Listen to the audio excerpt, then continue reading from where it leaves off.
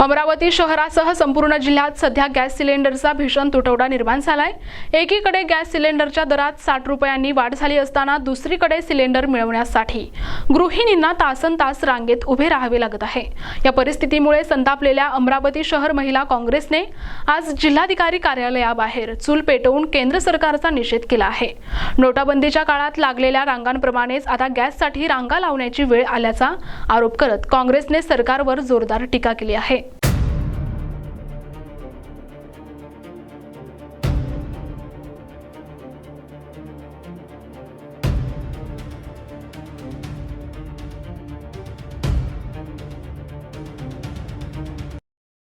अमरावती शहरातील विविध गॅस एजन्सींसमोर पहाटेपासूनच नागरिकांच्या रांगा पाहायला मिळत आहेत।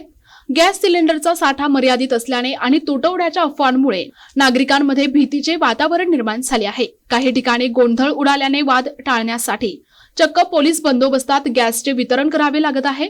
या परिस्थितीमुळे सर्वसामान्य गृहिणींचे स्वयंपाकघरातील बजेट आणि वेळापत्रक पूर्णपणे कोलमडले आहे। याच जनक्षोभाला वाचा फोडण्यासाठी शहर महिला काँग्रेसच्या अध्यक्षा जयश्री वानखडे यांच्या नेतृत्वात जिल्हाधिकारी कार्यालयासमोर आंदोलन करण्यात आले।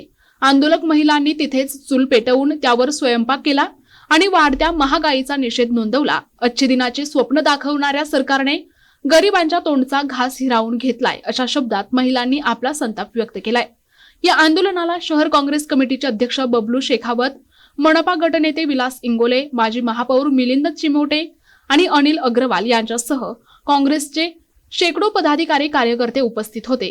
गॅसचा पुरवठा तात्काळ सुरळीत करावा आणि वाढीव दर मागे घ्यावेत अशी मागणी काँग्रेसने निवेदनाद्वारे जिल्हाधिकाऱ्यांकडे केली आहे। मागणी मान्य न झाल्यास आंदोलन अधिक तीव्र करण्याचा इशाराही देण्यात आलाय।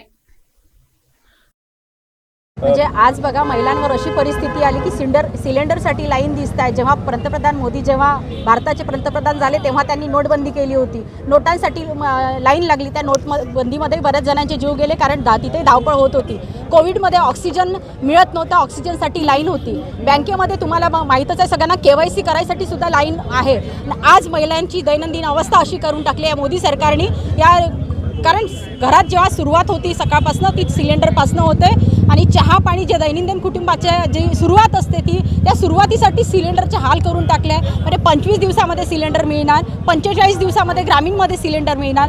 जे लोक एका रूममध्ये भाड्याने राहतात किंवा एका रूममध्ये राहतात तर ते चूल कुठे पेटवणार आहे? म्हणजे आता चुलीचं तर हे नष्टच झालं आहे, पण सिलेंडर जर मिळाले नाही तर दैनंदिन अवस्था शहरामध्ये काय होईल महिलांची? म्हणजे आज बघतोय आपण सिलेंडरसाठी तुम्हाला पोलीस प्रोटेक्शन घ्यावं लागत आहे, तिथे सुद्धा लाईन लागलेली आहे। म्हणजे अशी अवस्था शहरामध्ये भारतामध्ये निर्माण ह्या मोदींनी करून ठेवलेली आहे। याची व्यवस्था त्यांनी आधी लावायला पाहिजे होते। म्हणजे याचा सर्वात जास्त पडी महिला पडत आहे, कारण महिलांना त्यांचं कुटुंब चालवावं लागते, घर चालवावं लागते, तर ते किती कशी बेकार परिस्थिती पुढे होणार त्यांची, या सगळ्या गोष्टीला महिलांना सामोरं जावं लागते आहे।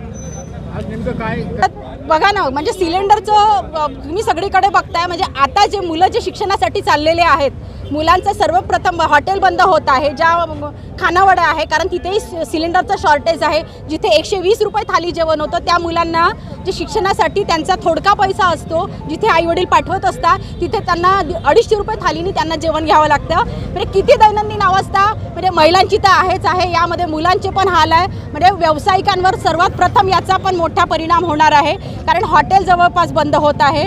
आणि ग्रामीणमध्ये ज्या काही गोष्टी होणार आहे, ग्रामीणचा तर विषयच नाही, शहरातच सर्वप्रथम जे शिक्षणासाठी मुलं चालले त्यांचे पण हाल होणार आहेत।